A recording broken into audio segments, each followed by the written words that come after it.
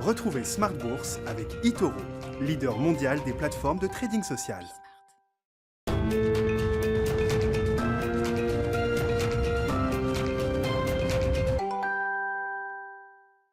Et c'est reparti pour Smart Bourse, votre double dose quotidienne de marché en direct sur Bismart, chaque jour à la mi-journée, 12h30, 13h, et en fin d'après-midi, désormais la grande édition pendant 1 heure à partir de 17h. Au sommaire de cette édition ce soir, la microéconomie et les publications d'entreprises qui restent le principal plat de résistance aujourd'hui encore pour les marchés avant une journée demain qui sera explosive en termes de publications. Ce sera la plus grosse journée de la semaine et de cette séquence de publications de résultats et de chiffres d'affaires du troisième trimestre. La journée du jour était quand même déjà intense de ce point de vue-là, avec un marché qui arbitre donc ses publications. Les vedettes du jour à Paris s'appellent Schneider ou encore Seb, le spécialiste du petit électroménager qui a relevé ses objectifs annuels malgré les tensions et les pénuries en matière d'approvisionnement. Et puis du côté des dossiers un peu plus difficiles, aujourd'hui, Worldline a déçu après sa publication. Vous aurez le résumé complet dans un instant avec Alix Nguyen. On est à quelques jours de la COP26 et c'est l'alerte générale. Autant le dire, personne n'est au rendez-vous des enjeux et des promesses qui ont été mises sur le papier à l'occasion de la COP21. Ça nous ramène évidemment aux accords de Paris en 2015, que ce soit les États, les entreprises et la finance, bien sûr, qui reflètent en partie quand même l'économie réelle. Personne n'est au rendez-vous des enjeux. L'étude choc du jour, c'est celle du CDP, le Carbon Disclosure Project, qui a analysé 16 500 fonds d'investissement, fonds de gestion collective à travers le monde, ce qui représente quand même une masse importante de 27 000 milliards de dollars d'encours sous gestion. C'est plus d'un tiers de l'industrie globale de la gestion d'actifs, donc on a un échantillon assez représentatif. Sur ces 16 500 fonds, à peine une centaine sont alignés sur la trajectoire 1,5-2 degrés, recommandée très fortement par les experts du GIEC pour espérer atténuer les effets du changement climatique sur les prochaines décennies. Le sujet sera à la une de Planète Marché dans un instant. Et puis, dans le sillage d'ailleurs de cette étude, on s'intéressera spécifiquement au sujet de la gouvernance. Ce sera l'enjeu du quart d'heure thématique de Smart Bourse ce soir. Gouvernance et transition. Les PDG des grandes entreprises mondiales s'engagent sur des trajectoires net zéro, zéro carbone horizon 2050. Comment s'assurer que la gouvernance installée dans les entreprises permettra d'atteindre ces objectifs quand ces PDG et ces managers décisionnaires aujourd'hui ne seront plus là. On en parlera à 17h45 avec les équipes de recherche d'Ociam et c'est Carmine Defranco qui sera avec nous en plateau.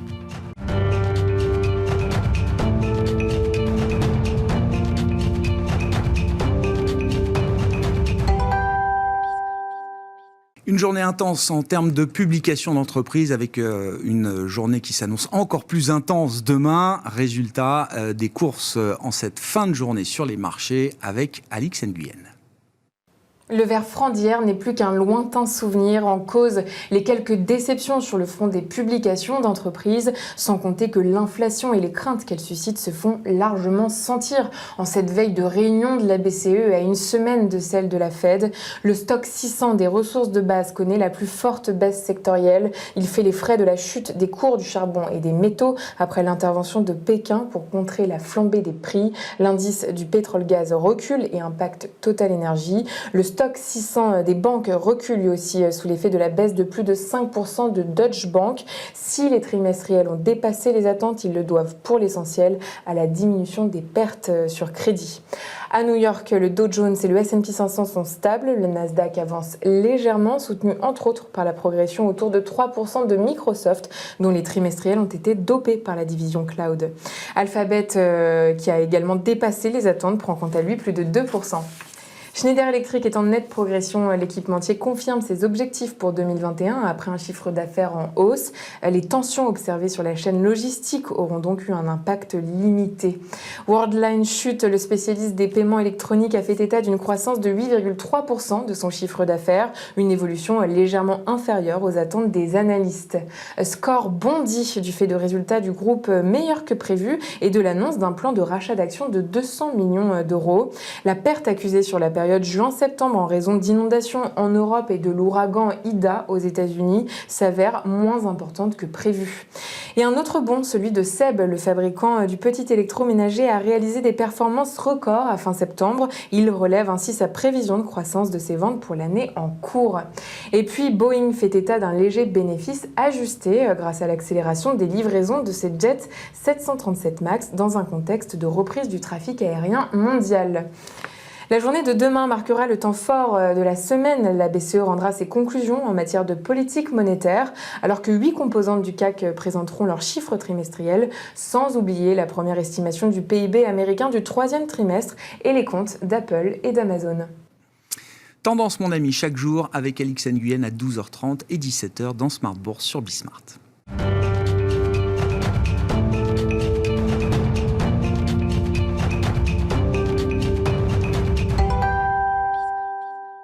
Trois invités avec nous chaque soir pour décrypter les mouvements de la planète marché. Valérie Gastaldi est avec nous ce soir. Bonsoir Valérie. Bonsoir Grégoire. Stratégiste de Day by Day. Julien Pierre-Nouan nous accompagne également. Bonsoir Julien Pierre. Bonsoir Grégoire. Merci d'être là. Vous êtes directeur des études économiques et de la gestion diversifiée de Lazare Frères Gestion. Et Pierre-Alexis Dumont avec nous également. Ravi de vous retrouver Pierre-Alexis. Bonsoir. Vous êtes directeur de la gestion actions et convertibles de Groupama Asset Management. Oui, je voulais mettre cette étude du CDP à la une. Une alerte de plus avant le rendez-vous de la COP26 qui va démarrer dans quelques jours. Le CDP, donc, qui est une ONG, Carbon Disclosure Project, qui fait référence quand même dans l'industrie de la gestion d'actifs. Leur spécialité, c'est de mesurer l'intensité des émissions carbone, gaz à effet de serre, des entreprises, des portefeuilles des gérants et des indices de marché. Et dans ce domaine-là, ils sont quand même une référence. Et beaucoup d'entre vous, sans doute, travaillent avec le CDP. Bon, l'étude est un peu déprimante. J'avoue, puisque je le disais en titre, sur 16 500 fonds analysés qui représentent 33% du marché global de la gestion d'actifs, 27 000 milliards d'actifs sous gestion. Alors je reprends précisément, seuls 158 sont alignés sur une trajectoire inférieure à 2 degrés et seulement 102 de ces 16 500 fonds sont alignés sur la trajectoire fortement recommandée par le GIEC, qui est une trajectoire n'allant pas au-delà d'1,5 degré. Donc la grande majorité des fonds sont sur des trajectoires alors à plus de 2, 2,5, 2,75 degrés même, et on ne parle que de la prise en compte des scopes 1 et 2 en termes d'émissions des entreprises dans lesquelles ces portefeuilles sont investis. Bref, personne n'est au rendez-vous des enjeux. Pourquoi est-ce qu'on en est encore seulement là, Pierre-Alexis ? C'est un constat en fait d'un simple fait, c'est qu'il y a eu beaucoup de temporisation et une prise de conscience en fait qui a été assez tardive, avec une mise en place qui a été très longue des problématiques extra-financières, notamment écologiques. C'est 92 qu'on commence à parler sérieusement du problème de réchauffement induit par l'activité humaine. Et après, on a d'abord essayé de mettre en place des solutions top-down entre gouvernements, avec un succès mitigé. C'est beaucoup d'intentions, mais en fait... Et depuis maintenant, disons 2-3 ans, depuis, disons, les accords de Paris, on a vraiment quelque chose qui est inclusif, où on a toutes les parties prenantes, à la fois les gouvernements, à la fois les entreprises, à la fois les consommateurs. Et maintenant, on a même un discours politique qui commence à changer en disant, bon, la transition verte, ça ne va pas être que du bonheur.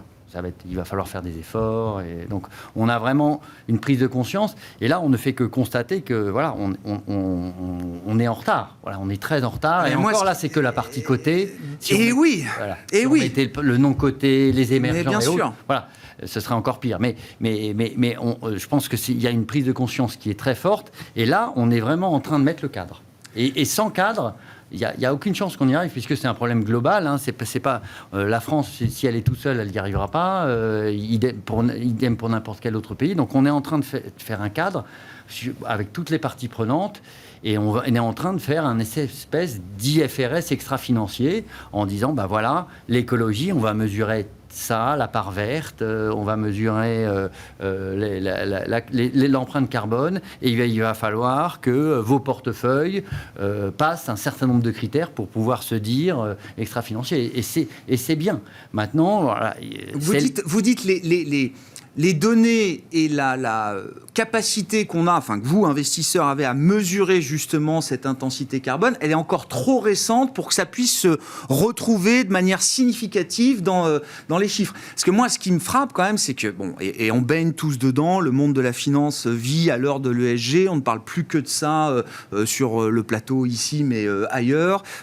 Moi, ce qui me marque, c'est que depuis 2015, entre les engagements, les intentions, effectivement, j'ai l'impression d'un écart abyssal. Oui, mais c'est pas comme appuyer sur un smartphone. Il faut mettre une réglementation en place. Voilà. Aujourd'hui, il faut savoir qu'il y a que 70% des entreprises cotées en Europe qui publient le scope 1. Je ne parle pas du scope 2 ni du scope 3. Ce scope 3, c'est 30%. Hein. Ouais. Donc, scope 1, c'est mes émissions directes. À moi, oui. Scope 2, j'intègre ma chaîne de fournisseurs. Et scope 3. Scope 3, c'est qu'est-ce que fait mon client final avec le produit ou le service que je lui vends. Exactement. Donc, et on a idem la trajectoire de degrés. Il y a 6 mois, il n'y avait quasiment aucune donnée. Il y avait 10% de l'univers couvert. Donc, on est en train de le faire. Et ça va se mettre en place avec une nouvelle réglementation qui s'appelle la réglementation SFDR et Transparency en Europe, qui va obliger les entreprises à publier un certain nombre d'indicateurs. Tout comme ils publient des indicateurs financiers, ils vont être obligés de publier des indicateurs extra-financiers. Et à partir de ce moment-là, vous avez une norme et vous n'allez pas pouvoir dire « moi, mon portefeuille, il est vert » et dire bah « oui, mais quelles sont vos mesures ?» Donc, on va commencer à objectiver les faits et ça va aller très vite après. Je vous garantis que dans un an, votre proportion, elle est très différente. Cette étude-là, vous dites, elle regarde d'une certaine... Alors, c'est une photographie instantanée, mais qui prend en compte le passé qui... Et le fait qu'on est en train de le mettre en œuvre. Voilà, c'est vraiment... Aujourd'hui, la mise en place de cette réglementation en Europe, c'est 2022. Voilà. Donc, et après, on aura les données, et après, il y aura une pression à la fois réglementaire, à la fois des consommateurs, à la fois de nos clients, pour aller vers ça, et c'est ce qu'il y a de plus efficace. Et en tant que, là, je vous mets représentant de l'industrie de la gestion d'actifs, mais on parle quand même d'une filiale de gestion d'actifs d'un assureur, groupe 1, vous dites oui, vous êtes convaincu que les choses vont aller beaucoup plus vite. Si on refait la même étude dans un an, on ne tombera pas sur seulement 100 fonds de gestion collective alignés sur les accords de Paris. Nous, pour vous donner une idée, en un an, on a fait quoi? L'exclusion charbon. Voilà, donc, le producteur de charbon, développeur de charbon exclut nos portefeuilles. On a labellisé quasiment tous nos fonds. On a maintenant une dizaine d'indicateurs extra-financiers qui sont présents sur nos portefeuilles avec un reporting sur cette partie extra-financière. Donc, si vous vous dites... Donc, ça va vite, voilà. Et c'est en train d'être mis en place avec une logique de couverture qui commence à s'élargir de plus en plus, parce qu'avant, on n'avait que vraiment les secteurs carbo-intensifs où on avait un peu d'informations. Les autres secteurs, on a très peu d'informations. Donc, tout ça va vite, mais c'est vrai que c'est derrière tout un écosystème à la fois de fournisseurs de données, de méthodologie, et après, le dernier point qui est clair, c'est une cohérence internationale. Et ça, c'est clé. Hein. C'est-à-dire que si on n'a que l'Europe, ok, l'Europe, c'est 15% des émissions mondiales. Après, on en importe aussi. Hein, mais voilà, il faut vraiment que les Américains s'y mettent, et ils sont en train de le faire. Donc, on a une prise de conscience globale, et vu le temps qu'on a pris à mettre ça en place, c'est clairement la solution. Sinon c'est pas 1,5. Mais on va pouvoir aller plus vite maintenant. Enfin, oui. Quand je dis nous, c'est l'industrie de la gestion d'actifs qui nous intéresse aujourd'hui, Pierre-Alexis. Oui, l'industrie de la gestion d'actifs n'est que le résultat d'un écosystème. Voilà. Donc là, aujourd'hui, il y a une prise de conscience générale, et donc nous, on sera la résultante. Et clairement, nos clients, les consommateurs, les parties prenantes, voilà, nous poussent beaucoup la gestion d'actifs à prendre en compte le risque extra-financier, hein, ce qui est, à mon avis, nécessaire, et ça se fait, à mon avis, un peu tardivement. Mais c'est en train de se faire, vraiment de se faire à vitesse accélérée. Ouais, comme le rappelle le CDP, effectivement, hein, la gestion d'actifs, alors on est dans le monde, l'univers des sociétés cotées, bien sûr, c'est un proxy de l'économie réelle. Il y a une entreprise cotée sur 10 aujourd'hui, donc c'est encore une fraction de l'économie réelle dans son ensemble, qui est alignée sur une trajectoire 1,5. Qu'est-ce que ça nourrit comme commentaire, comme réflexion Oui, effectivement, toutes les sociétés de gestion travaillent énormément sur ces sujets. Ce qui manque aujourd'hui encore, c'est effectivement la donnée. Lorsque vous regardez le détail de la méthodologie du rapport du CDP, vous vous rendez compte que sur ces scopes 1 et 2, vous avez 2/3 des sociétés où il n'y a pas assez de données, et donc ils attribuent d'office une température de 3,2%. Donc quand vous avez 2/3 de votre univers à 3%, ça vous fait minimum, déjà une base de 2%. Donc c'était extrêmement compliqué d'avoir un résultat beaucoup plus flatteur que ça. Comme ça a été dit, nous autres investisseurs, nous investissons dans l'univers d'actifs qu'on a aujourd'hui, qui est le reflet de l'économie réelle. Et c'est vrai que l'économie aujourd'hui, elle n'est pas alignée sur ce scénario de 1,5. Donc voilà, c'est un travail de longue haleine pour toutes les sociétés de gestion, pour toutes les entreprises. On est aussi tributaire des scénarios de réduction d'émissions que les entreprises donnent à ces institutions pour faire leurs calculs. Est-ce que la finance sera le levier espéré pour la transition écologique? Alors j'ai un chiffre de l'OCDE qui est quand même une référence là aussi, qui estime le besoin d'investissement à près de 7 000 milliards de dollars pour atteindre une économie net zéro en 2050. Donc le levier financier est quand même il y aura indispensable. D'énormes besoins financiers d'investissement. On a vu aussi le rapport de la RTE en début de semaine sur les investissements à faire pour atteindre une neutralité en 2050. C'est énorme. Et c'est des investissements qui devront être faits par les États, par les entreprises, et donc avec en face un financement de la part du système financier, de la gestion d'actifs. Charge à nous de faire en sorte qu'effectivement cette allocation du capital se fasse de la meilleure manière possible sur les aspects environnementaux, mais aussi financiers. Valérie, qu'est-ce que vous inspire? Moi, je trouve quand même qu'il y a une dissonance importante entre le monde de la finance ESG, Oui, parce que pour le moment, le label ESG n'a pas beaucoup de signification. Ça faut être honnête. Quand on regarde un petit peu les bases de données ESG, c'est très très pauvre ce qu'il y a à l'intérieur. C'est très difficile d'avoir des comparaisons entre différentes entreprises. Les critères qui sont communiqués ne sont pas toujours cohérents. Donc voilà, cette taxonomie et l'obligation de publier, etc., c'est indispensable. Espérons que ça soit fait correctement. Après, il va quand même falloir aussi que les investisseurs peut-être acceptent d'abandonner une certaine performance, parce que ça n'est pas évident du tout que les investissements ESG aient une meilleure performance boursière que les investissements non ESG. Donc quand on va leur demander... à cette question. Moi, je pensais que cette question, parce que ça fait 10 ans que je suis le développement de l'ISR et de l'ESG, c'est une question que je posais à chaque fois, que j'ai arrêté de poser parce que on m'a certifié, études à l'appui, recherche à l'appui, que un investissement ESG faisait mieux extra-financier. Oui, c'était non seulement ça évitait le risque de controverse, mais en plus ça pouvait apporter de l'alpha et de la surperformance. Dans une période où les matières premières et l'énergie sous-performaient de façon systématique avec le système bancaire, qui lui aussi est quand même pas très ESG dans l'ensemble.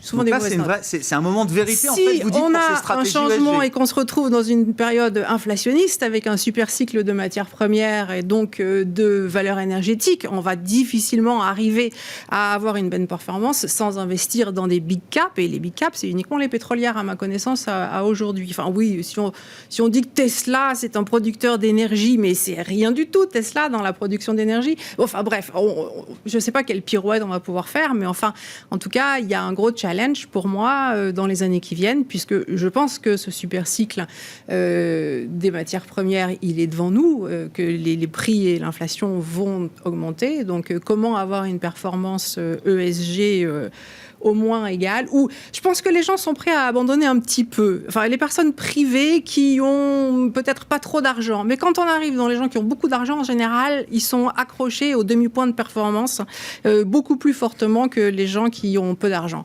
Donc, tout ça, moi, je suis modérément optimiste sur le succès de cette gestion. Les gens en demandent tant que ça leur coûte rien. Mais dès que ça risque de leur coûter quelque chose, je suis pas sûre qu'il y aura la même demande pour le produit. On rouvre cette question de l'ESG et de la performance, là, dans un moment où il fait... Alors, c'est vrai que l'ESG est né à un moment où les pétrolières et les bancaires n'étaient pas des secteurs, de toute façon, qu'il fallait avoir en portefeuille. Là, les choses ont un peu évolué de ce point de vue-là, mais sur le dossier ESG et performance, est-ce qu'il faut remettre ce sujet sur la table, là, aujourd'hui ? Julien Piat. Non, je crois qu'on est sur des enjeux où... de toute façon, quand on voit beaucoup d'investisseurs institutionnels, effectivement, on est passé au-delà de cette question de performance. C'est-à-dire qu'ils ont des contraintes de leurs clients, leurs administrateurs, qu'ils doivent mettre en œuvre dans leur gestion. Je pense qu'il va être très intéressant sur ces sujets, c'est que...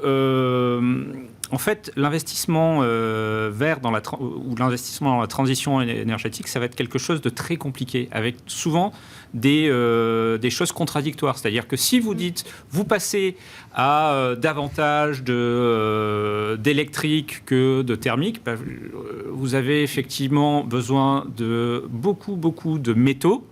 Les métaux, on ne les trouve pas comme ça. Il faut les extraire avec des mines. Des mines qui sont, pour le coup, sur ces questions, des valeurs très compliquées et potentiellement très compliquées pour les investisseurs. Comment on résout cette contradiction ? Comment on les finance mais non, mais je veux dire, est-ce que Total Energy sera demain une green stock ? Comment on va traiter effectivement les producteurs miniers indispensables pour la transition, sachant que leur business en tant que tel, si on veut avoir un portefeuille propre, clean, c'est compliqué.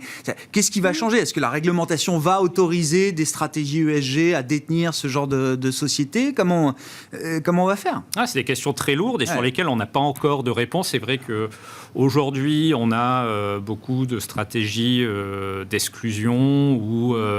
de barrières, de notation qui font que certains secteurs deviennent difficilement investissables. Il y aura peut-être effectivement un balancier. De toute façon, on est au début effectivement de ce grand mouvement et je pense que ça va être pendant des années qu'on va se poser ce genre de questions. Est-ce qu'il faut remettre en cause la logique d'exclusion, au moins pour des secteurs dont on sait qu'ils vont être indispensables justement à cette transition ? Je ne parle pas du tabac et des armes. Si vous vous amusez à vous cacher derrière une couverture, ça changera. Voilà. Ce qui va se passer, c'est que ces sociétés-là vont sortir de la cote. Et si vous continuez à utiliser la matière première qu'ils produisent, ça ne changera rien, même ce sera. Il n'y a pas encore eu de LBO sur une grosse minière, parce que j'attends de voir quand même.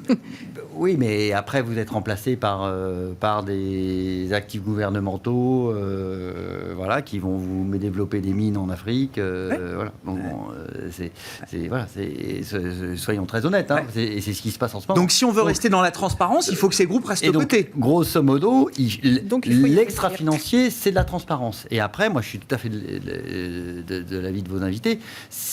On est au début des pratiques extra-financières. La logique d'exclusion n'a aucun sens, notamment sur tous les secteurs carbo-intensifs, à partir du moment où on est obligé d'utiliser ces matériaux. Si on trouve une substitution, d'accord, mais si vous ne trouvez pas de substitution ou vous en avez besoin encore pendant 20 ou 25 ans, il faut évidemment avoir une logique d'accompagnement. Sinon, mais ça ne peut pas être une décision d'État de dire dans quel secteur est-ce qu'on va avoir le droit d'investir pour financer la transition énergétique ou on n'aura pas le droit d'investir, etc. On ne va pas avancer de cette façon-là. Donc c'est quand même très difficile de mettre en place un cadre. La réglementation, elle peut pas décider de ces problèmes-là. La réglementation, elle justement prend en compte le fait que là-dessus, elle prend en compte la logique de trajectoire. Vous pouvez tout à fait investir dans le secteur pétrolier à partir du moment où les sociétés augmentent leur investissement. Ce que j'ai compris effectivement dans la taxonomie, c'est qu'on va regarder les choses en dynamique. C'est-à-dire que Total aujourd'hui réalise une part minime de son chiffre d'affaires dans le vert, mais si on intègre les capex de Total sur les prochaines années, donc c'est 25% quand même grosso modo dans le renouvelable, ça donne tout de suite un score green beaucoup plus important pour Total Energy. Et donc ça permet à des investisseurs de détenir du Total à partir du moment où on comptabilise. Grosso modo, vous allez avoir des scores en dynamique avec on va vous dire au départ, vous vous alignez sur du 2,5, puis après du 2,25, du 2, du 1,75, du 1,50. Donc au fur et à mesure que vous allez... Non, mais ça veut dire quand même qu'on est parti trop tard et en plus avec une logique d'exclusion sur laquelle il faut revenir aujourd'hui d'une certaine manière. On va gagner en maturité. Voilà, on va bien se rendre compte.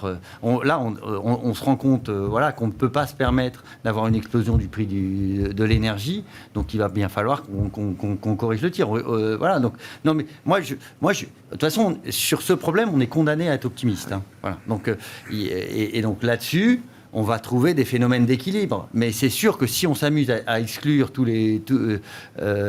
et à n'investir que dans des sociétés sur lesquelles les problématiques extra-financières sont mineures, voire pas matérielles, bon, c'est sûr que c'est pas comme ça qu'on arrive à la solution. Et puis là, ça crée des phénomènes de bulles en plus. Enfin, alors là, après, c'est l'aspect financier, mais voilà. Ça, Voilà, donc, non, clairement, mais on va plutôt dans le bon sens. Maintenant, il faut vraiment que cette réglementation, elle devienne mondiale. Sinon, malheureusement, ça risque de compliquer les choses.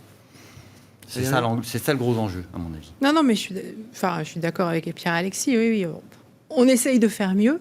Moi, j'ai du mal à être optimiste quand il s'agit de voir la finance faire quelque chose de constructif pour la communauté. Depuis 30 ans que j'y suis, je n'ai jamais vu encore, mais tant mieux si ça se produit. Ça ne se fera pas tout seul. Hein.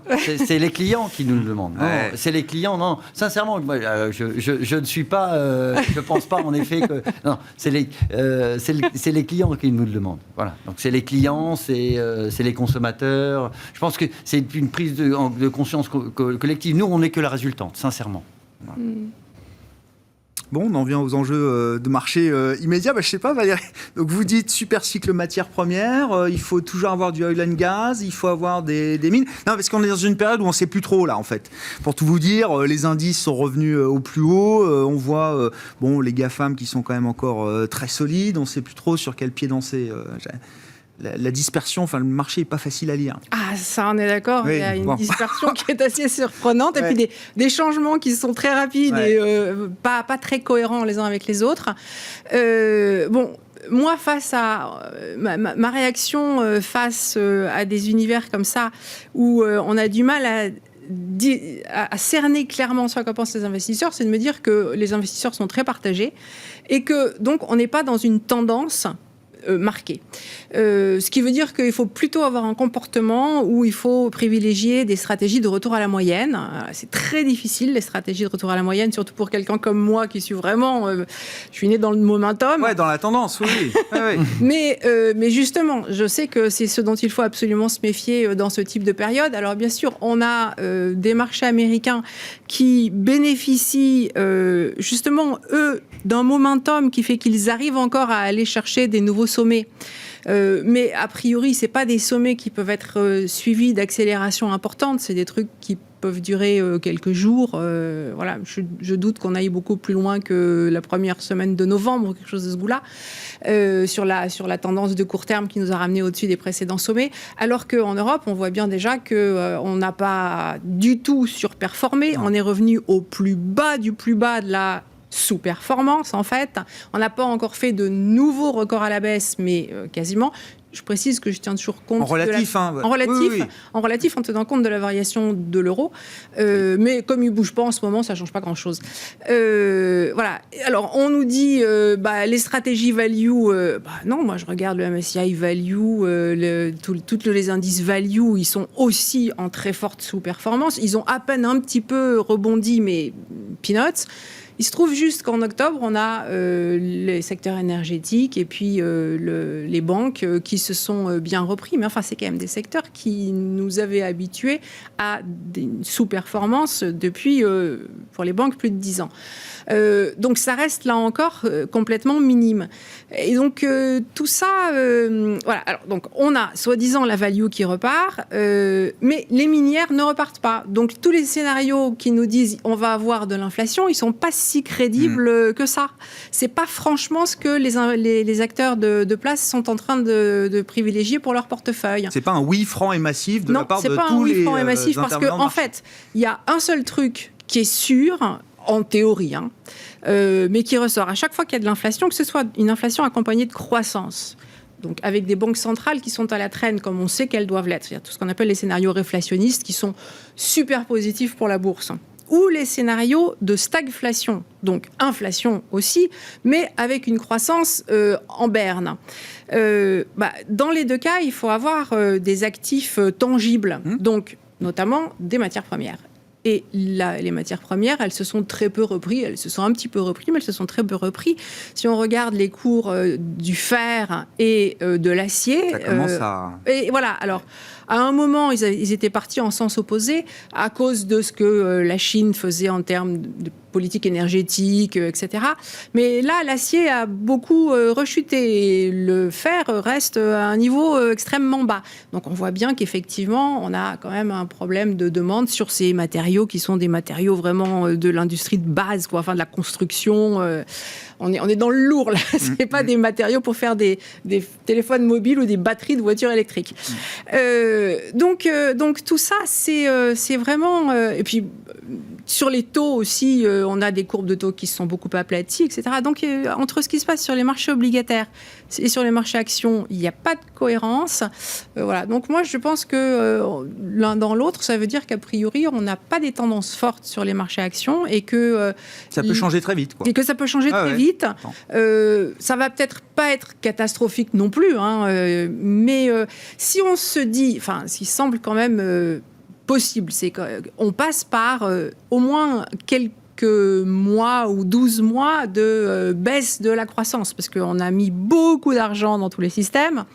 Les taux vont pas baisser plus bas, hein, ça c'est sûr. On se demande s'ils vont remonter, normalement pas tout de suite, mais en tout cas ils vont pas baisser plus bas. On a mis beaucoup d'argent dans les systèmes, on va pas continuer à en mettre au même rythme. Donc la croissance, est-ce qu'elle va en 2022 ralentir ? C'est sûr qu'elle va ralentir en 2022. Voilà, donc on est plutôt effectivement dans un scénario de stagflation. D'abord, c'est plutôt les obligataires qui ont raison en général, plutôt que les gens du marché des actions. Et en fait, en stagflation, les actions, elles ont beaucoup de mal à avancer. Hein. Dans les années 70 aux États-Unis, ça a été la volatilité, mais pas de directionnel. Stagflation, alors je ne sais pas, parce que stagflation, on va quand même avoir une croissance américaine, notamment l'an prochain, qui sera toujours au-delà du potentiel, a priori, même si on perd en vitesse. Hein. Donc on reste quand même sur un niveau de croissance qui va être décent de ce point de vue-là. Dans les années 70, le niveau de croissance, il était décent. Après, ça dépend de la croissance par rapport à l'inflation aussi. Combien on va avoir Julien Pierre, croissance, inflation, où est-ce qu'il faut être le plus inquiet aujourd'hui et pour 2022 ? On est dans un environnement en fait très particulier par rapport classiquement lorsqu'on parle des variations de la croissance. On regarde l'évolution des postes de la demande, consommation, investissement, dépenses publiques. Aujourd'hui, on est dans un environnement où en fait une des grosses contraintes sur la croissance, et on le verra sans doute demain dans les chiffres du PIB US, c'est ce qui se passe côté offre. La baisse de presque 30% des ventes de voitures aux États-Unis sur le troisième trimestre par rapport au deuxième trimestre, c'est pas parce qu'il n'y a pas de demande de voitures. C'est parce qu'on n'arrive plus à construire des voitures. Et donc, ça fait qu'on a un contexte assez particulier où, pour la croissance, ça veut dire aussi qu'on crée de la demande latente pour les prochaines années. Les gens qui n'achètent pas aujourd'hui leur voiture neuve, ils vont sûrement l'acheter dans 6 mois, dans 1 an. On a aussi encore beaucoup d'épargne qui n'a pas été dépensée dans cette fameuse surépargne Covid. Globalement, on a des bilans du secteur privé qui sont en très bonne santé. Donc, pour nous, on a les conditions, effectivement, d'une demande finale qui resterait bien orientée l'année prochaine. La question, c'est l'ajustement de ce côté offre. Et on voit que ça dure plus longtemps que ce qu'on pensait. On voit que les entreprises, enquête après enquête, ont des gros problèmes de délai de livraison, des prix des intrants qui sont en forte hausse, du mal à recruter. Et ça, je pense que pour l'inflation, c'est la question la plus importante. Et si vous êtes un banquier central, vous pouvez vous dire, voilà, il y a un choc sur les prix des matières premières, ça va sans doute se tasser. Par contre, si vous commencez à voir que les salaires sont en train d'accélérer, là, vous vous rendez compte que vous avez quelque chose qui, d'un point de vue inflation, est beaucoup plus pérenne. Et c'est vrai que pour nous, les variables clés des prochains mois, ça va être vraiment l'évolution du marché du travail américain. Ouais. En Europe, on n'en est pas encore là. On le voit dans les négociations salariales en Allemagne en ce moment. Mais aux États-Unis, on a toutes les enquêtes sur les salaires qui nous disent que les entreprises augmentent fortement leurs salaires. On a les Costco qui, aujourd'hui, après avoir relevé si je me souviens bien, de 16 à 17. Son salaire horaire est passé de 17 à 18. Le tout en l'espace... S'alignant sur Walmart, Amazon, etc. Et tout ça dans l'espace de même pas un an. Donc on sent qu'il y a quand même des choses, des changements profonds sur le marché du travail qui font que peut-être on est sur un contexte de croissance des salaires plus élevé. Et donc, cette croissance des salaires, à un moment, elle se reflète dans l'inflation. Et donc, si c'est évidemment le marché américain qu'il faut suivre à tout point de vue, que ce soit pour les indices, pour la Banque centrale et pour le marché du travail, quand le marché financier dit le tapering de la Fed sera peut-être pas suffisant, il faudra peut-être aller très vite sur un début de cycle de hausse de taux, peut-être dès l'été 2022, on verra. On n'y est pas encore, mais vous dites, oui, c'est une probabilité à laquelle il faut s'ouvrir aujourd'hui. Absolument. Nous, on pense que lorsqu'on regarde l'économie américaine aujourd'hui, on a rattrapé le niveau d'activité de fin 2019. Si on est sur le rythme de croissance évoqué, on sera sur ce qu'on les économistes appellent des output gaps, donc une croissance une activité qui sera assez supérieure à la tendance des dernières années, donc plutôt génératrice d'inflation, et avec une politique monétaire où aujourd'hui on a encore une banque centrale qui achète 120 milliards de titres chaque mois et des taux qui sont encore au plancher. Donc la Fed pourrait monter ses taux en 2022 sans que ce soit forcément une erreur. Non, parce que l'économie américaine est sans doute prête à absorber des remontées de taux. Vous avez un secteur immobilier où les prix augmentent de 20% sur un an. La Fed peut pas, à mon avis, ne peut pas prendre le risque d'une nouvelle bulle immobilière. Et on l'a vu dans les derniers indicateurs d'inflation, c'est bien la partie immobilière à travers les loyers imputés, qui commence à entamer son rattrapage. Et là, ça peut être une tendance lourde qui, structurellement, peut soutenir la dynamique d'inflation pour... le marché immobilier américain n'est pas ce qu'il était en 2005-2006. Aujourd'hui, on a plutôt une pénurie de logements. Et donc, c'est un contexte où si la demande reste très très forte, ça génère de l'inflation. Pierre-Alexis, alors sur ces considérations, et puis qu'est-ce qu'on retrouve là dans les performances opérationnelles et les discours des entreprises ? On est en pleine période de publication. Est-ce que tous les sujets, inflation, pénurie, tension, est-ce que ça se retrouve de manière significative ? Bon, l'image globale qu'on a, c'est quand même que les résultats sont plutôt rassurants. Est-ce que vous partagez cette idée, même plutôt bon ? Plus que rassurant. Plus que rassurant. Il y avait des inquiétudes. J'hésite toujours à mettre un peu trop d'enthousiasme. Mais il y avait un certain nombre d'inquiétudes liées au fait de phénomènes de pénurie qui pouvaient laisser penser qu'on aurait des troisième trimestres qui seraient de moins bonne facture que les deux derniers. Il s'avère que pas du tout. Voilà, et c'est même plutôt un facteur de surprise, c'est-à-dire que les publications sont bonnes. On est quand même aux États-Unis à 40% de croissance de bénéficiaires sur les publications, 13% en croissance du chiffre d'affaires. Et en Europe, c'est 22% de croissance bénéficiaire et 11% en termes de chiffre d'affaires. Donc c'est largement supérieur aux attentes. Donc on avait plutôt des analystes qui étaient encore trop prudents par rapport aux annonces. Après, ce n'est pas salué par la bourse, c'est-à-dire que les réactions sont plutôt négatives, tout simplement parce que le discours en termes de pénurie et en termes de visibilité n'est pas au rendez-vous. C'est-à-dire que chaque trimestre, c'est de plus en plus grave. Et c'est ça. Le marché se dit, si on n'a pas vu de problème dans le T3, on va le voir dans le T4. Et donc surtout les managers perdent en crédibilité, parce qu'au début de la crise, l'auto vous dit, oui, dans 3 mois, c'est fini. Ouais. Et là, 9 mois après, ils disent, peut-être 2022, voire 2023. Donc, en fait, ils ne savent pas. Voilà. La réalité, c'est qu'ils ne savent absolument pas. Donc là, le point, il est clair, mais... du coup, on est dans un monde de flation. Alors, c'est soit stag, soit re. Nous, on est plutôt sur la partie reflation. Pourquoi ? Parce qu'en effet, on constate qu'il n'y a aucun problème de demande, quasiment pour aucune chaîne de valeur. Voilà, on a beaucoup de demandes, il n'y a aucun problème. Nous, ce qu'on a du mal. Et en fait, ce qui fait la performance opérationnelle des entreprises, c'est l'exposition aux chaînes de valeur. Donc, si vous êtes le plus proche vous êtes de l'auto, le moins bien vous êtes. Voilà. Et donc le fer acier auto, et puis construction chinoise, voilà, donc immobilier. Voilà, donc, et par contre l'aluminium, dans le même temps ça prend ce que perd le fer. Donc on a vraiment du coup une vision de la pénurie qui crée en effet des dysfonctionnements assez clairs et sur la partie matières premières, avec des matières premières qui restent très très bien orientées, et des matières premières qui, elles, redescendent assez violemment. On le voit sur le prix de la pâte à papier, on le voit aussi sur la partie fer. Donc ça, c'est la première chose. La deuxième chose qui est claire, c'est qu'on a aussi maintenant un peu d'impact des coûts. Et a priori, je ne serais pas étonné du tout que les prévisions d'inflation pour 2022 soient revues à la hausse. Parce que, d'après ce que vous disent les boîtes, il dit là on est couvert, donc pour l'instant ça va. C'est ça. Mais attention les prochaines. Oui. Toutes les stratégies de couverture, tous les prix qui avaient été loqués sur les approvisionnements, pour tout l'instant, ça va disparaître. Bien sûr. On a des stratégies de couverture à 1 an, on va se recouvrir sur 3 mois. Ils espèrent tous que ça va... Danone notamment, hein, voilà. ils ont déjà une inflation des coûts de 6-7% là sur l'année. Ce sera 8-9 peut-être l'an prochain. Voilà. Et là, c'est en effet sur toute la... Et on commence à le voir sur un panel de plus en plus large. Voilà, là, on a eu quelques annonces assez décevantes dans le secteur des capital goods, des biens d'investissement, où on commence à avoir un des aspects de pénurie et 2 des aspects de coûts qui commencent à mordre sur les marges. Et le troisième point, qui est clé aussi à la performance opérationnelle, moi j'aime bien vous le faire à chaque fois, c'est Nestlé Danone. C'est le management, c'est les investissements. Voilà, est-ce que vous êtes allé au bon endroit au bon moment? Donc, ce qui fait la différence de la performance opérationnelle entre Nestlé et Danone, c'est l'investissement sur sur les pet food, sur la nourriture pour animaux, et sur la partie nutrition santé. Voilà. Oui, c'est ça. Voilà.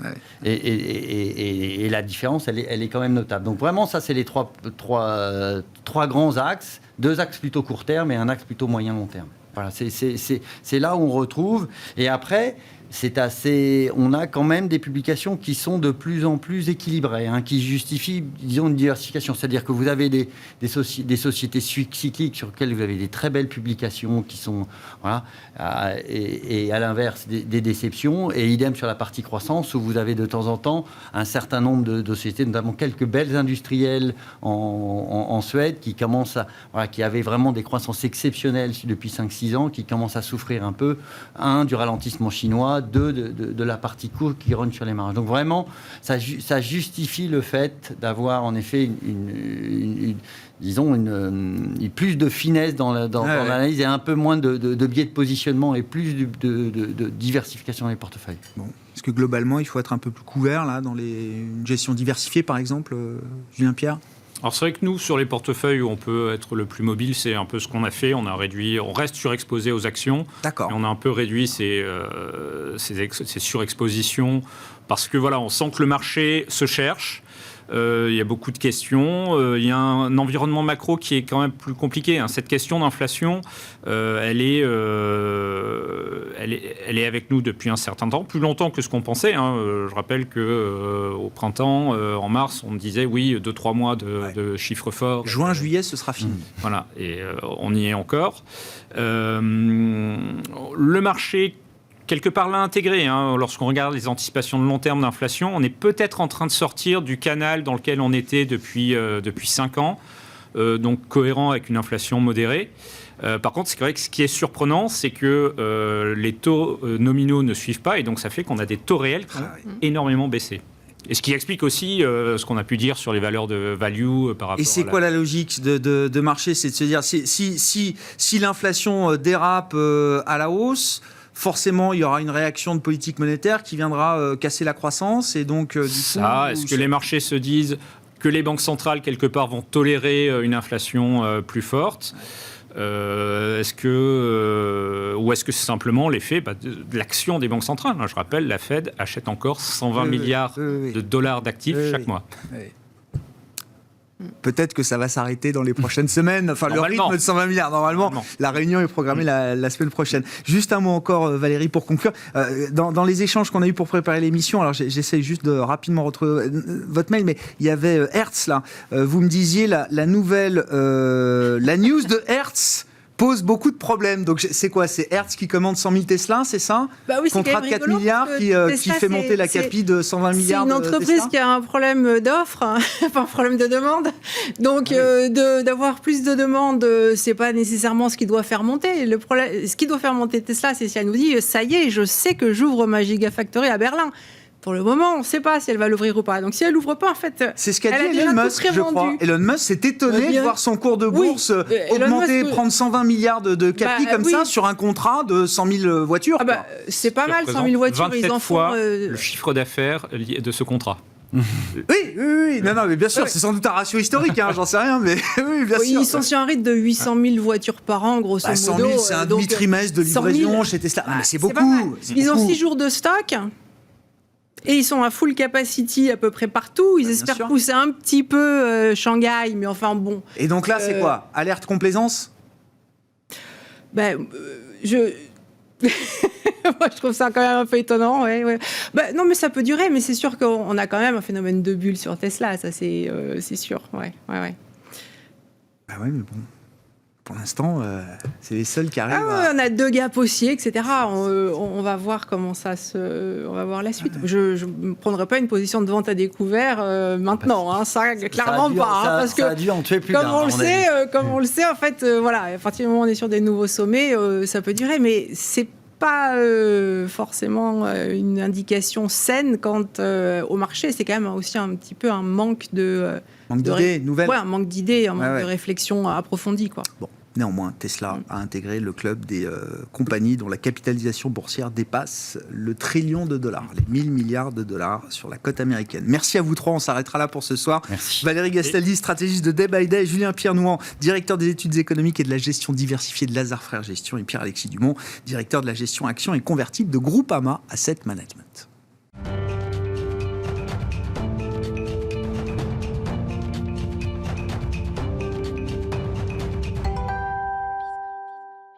Le quart d'heure thématique de Smart Bourse chaque soir, c'est le dernier quart d'heure de l'émission. Le thème ce soir, c'est celui de la gouvernance et de la transition. On en parle avec Carmine De Franco, directeur de la recherche d'Ociam. Bonsoir Carmine, merci beaucoup d'être là.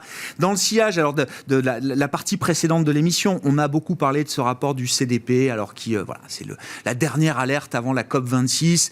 Personne n'est au rendez-vous des enjeux, que ce soit les États, les entreprises, le monde de la gestion et de la finance au sens large. Il y a énormément de travail encore à faire pour être net zéro, comme on dit, sur des horizons 2050 et être sur des trajectoires limitant la progression du réchauffement climatique. Allez, 2 voire 1,5, ce qui est fortement recommandé aujourd'hui par le GIEC. Les gens qui prennent ces décisions dans les entreprises, les PDG, les managers, qui prennent ces décisions, qui engagent les entreprises sur ces trajectoires, sur plusieurs dizaines d'années pour arriver à ces objectifs zéro carbone, émissions nettes à horizon 2050. Les CEO qui prennent ces décisions aujourd'hui ne seront plus là en 2050. Ça, c'est une certitude, mais sans doute même dans quelques années. C'est ce que Marc Carnet résumait comme étant la tragédie des horizons. Les gens qui prennent les décisions aujourd'hui ne verront pas le fruit, les bénéfices de ces décisions. Ou les dégâts. De l'absence des décisions peut-être qu'il faudrait prendre. Concrètement, là, si on se place justement dans le cadre de l'entreprise, et vous avez tenu chez Ociam une conférence approfondie sur cette question il y a quelques temps à peine, Carmine, comment on s'assure en tant que manager là, que l'entreprise, la gouvernance, le système de gouvernance de l'entreprise résistera, survivra au départ des managers décisionnaires aujourd'hui sur ces questions de trajectoire climatique? Vous le dites très bien, c'est qu'aujourd'hui, on doit s'assurer qu'une stratégie bas carbone au niveau des États, puisque la même question s'applique aux États. Je doute que les premiers ministres et les présidents d'aujourd'hui seront là en 2050. Mais que ce soit au niveau des États, au niveau de l'opinion publique, de la société et au niveau des entreprises, les décisions qu'on prend aujourd'hui, si elles sont correctes, si elles sont ambitieuses, doivent être soutenues pendant des décennies.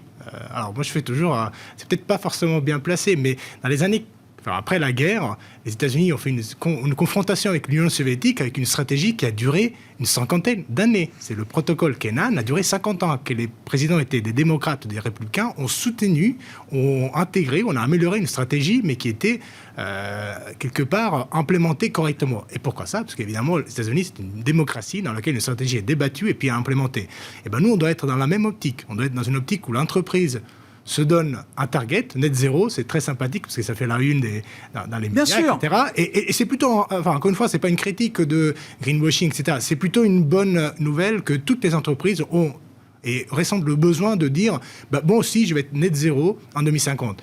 La question est comment on va arriver concrètement, au jour le jour, Et donc, ça veut dire, est-ce qu'on va avoir, par exemple, un conseil d'administration qui est capable de faire des choix parfois compliqués, surtout dans les entreprises. Vous en parlez tout à l'heure, les entreprises des secteurs difficiles. Quand on est un gestionnaire d'actifs, être à 1,5 ou 2 degrés, c'est très facile si on n'investit pas dans le pétrole, dans le gaz, dans le charbon. Bien sûr. Très bien, mais encore une fois, ça ne va pas résoudre le problème. Donc, c'est ça. Comment on fait avec ces entreprises pour qu'elles puissent changer? Et l'entreprise peut changer si la gouvernance elle est capable de pouvoir piloter des choix, de faire des choix forts, importants, ça va prendre dans la durée. Et ça paye. Enfin, encore une fois, voilà, il ne faut pas faire penser ou véhiculer le message que finalement ça va coûter de l'argent. Oui, certes, c'est des investissements, mais comme toujours, c'est des investissements, mais les entreprises qui les ont faites il y a 5 ou 10 ans commencent à avoir des écarts de performance très importants. Il y en a des exemples en France, en Europe, dans le monde entier. Ouais.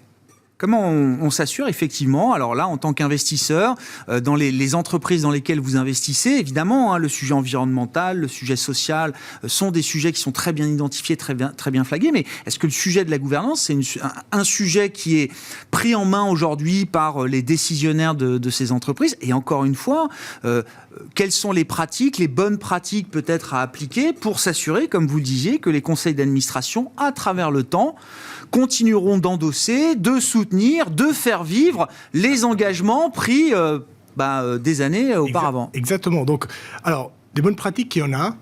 Je vais commencer par une pas bonne pratique. Une mauvaise pratique. Une mauvaise pratique. Oui. Alors, le contre-exemple. Les contre-exemples. Donc, vous pouvez avoir une stratégie, disons, vous êtes le PDG de l'entreprise, vos actionnaires, peut-être des actionnaires institutionnels, vous mettent de la pression pour que vous fassiez baisser votre empreinte carbone. Parce que c'est un indicateur physique très important. Et donc là, c'est très facile. Vous vendez vos actifs à un autre acteur, un acteur privé.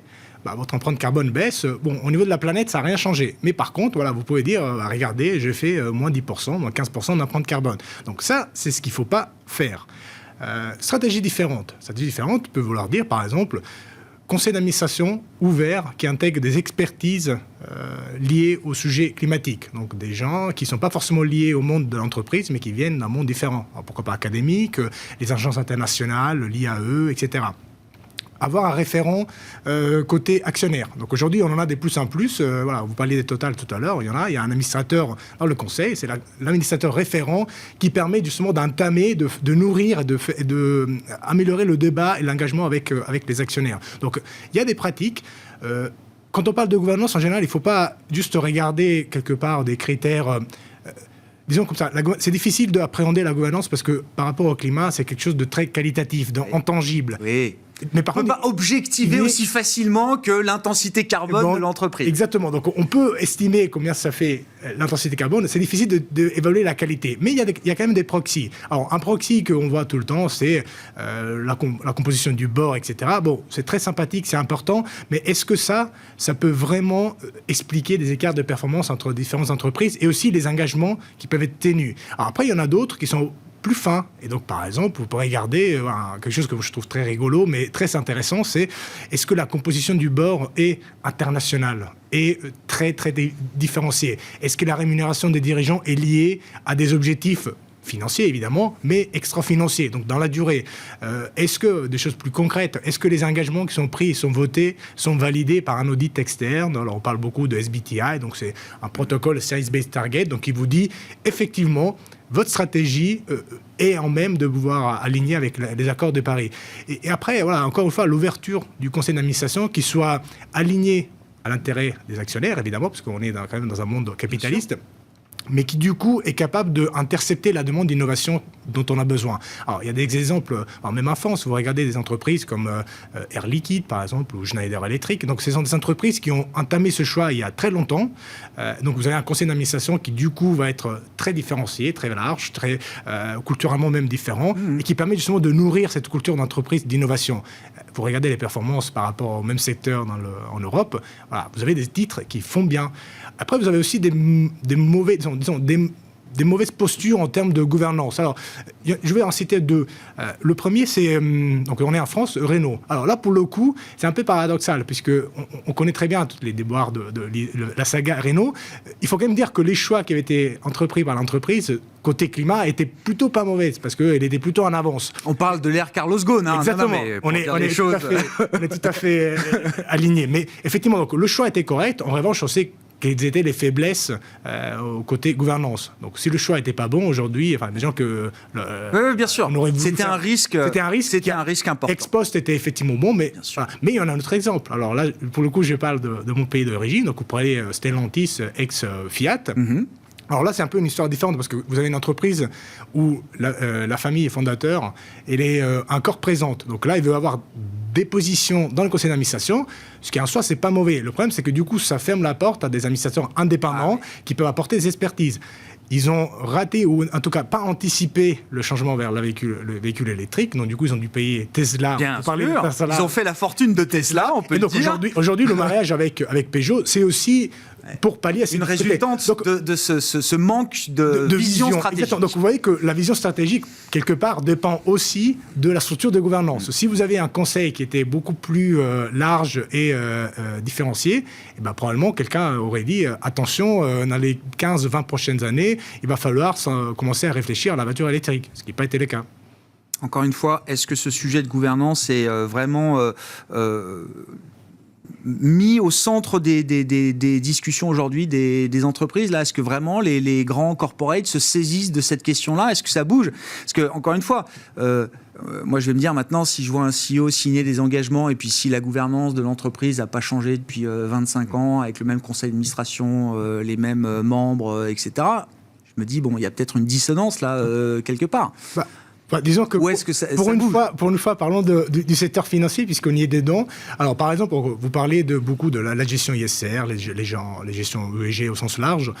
Est-ce que, en parallèle, ça pourrait être, est-ce que le responsable ESG vit dans son silo et puis le reste fonctionne comme auparavant, ou alors c'est intégré? Donc dans les entreprises, c'est pareil. Est-ce que les engagements climat, mais aussi sociaux, etc., est-ce que ça vit dans un espèce de silo de manière indépendante pour qu'on puisse se communiquer, engager avec les investisseurs, et puis c'est business as usual, ou alors ces fonctions-là sont intégrées, structurées, et donc ça devient cœur dans chaque département, dans chaque division, chaque business unit.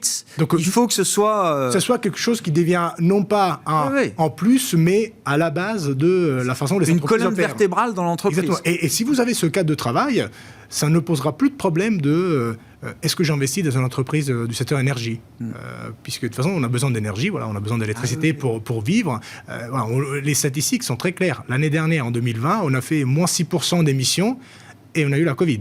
Donc ça, il faudrait faire ça tous les ans jusqu'en 2050. Vous voyez, on vit dans une économie carbonée, donc on va avoir besoin de ces secteurs. Mais comment investir dans des secteurs qui sont difficiles? Et ben voilà, on va regarder ce genre de critères. On va voir si l'entreprise elle est en même de pouvoir s'engager sur une trajectoire, de la soutenir et d'arriver en 2050 à net zéro. Le nerf de la guerre, souvent, c'est quand même l'incentive et les rémunérations des administrateurs. Est-ce que de plus en plus de managers, administrateurs sont incentivés justement sur la tenue des objectifs climatiques sur lesquels ils s'engagent? Est-ce que ça devient une pratique qui se généralise, ou est-ce qu'on n'en est pas du tout encore là? Disons qu'on peut faire mieux. Non, mais c'est important. Soyons optimistes. Disons qu'à terme, ça doit devenir une pratique. Après, sur les sujets de gouvernance en général, il suffit qu'il y en a un qui entame la bonne pratique. Et ça peut aller vite. Et ça peut aller très vite. Donc, c'est pour ça que l'engagement des actionnaires, surtout les actionnaires institutionnels, c'est très important, puisqu'il n'y a pas besoin de faire changer toutes les entreprises du MSCI World. Vous faites en changer quelques-unes, peut-être emblématiques, avec un brand très reconnu, et ça peut avoir un effet levier très important. Donc ça, c'est le genre d'incitation qui peut permettre justement d'aller exploiter la force du marché financier et donc de la société capitalistique.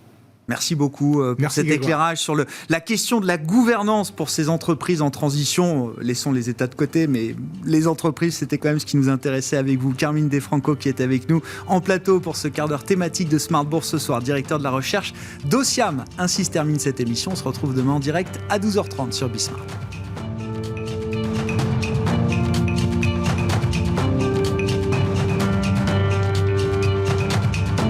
C'était Smart Bourse avec eToro, leader mondial des plateformes de trading social.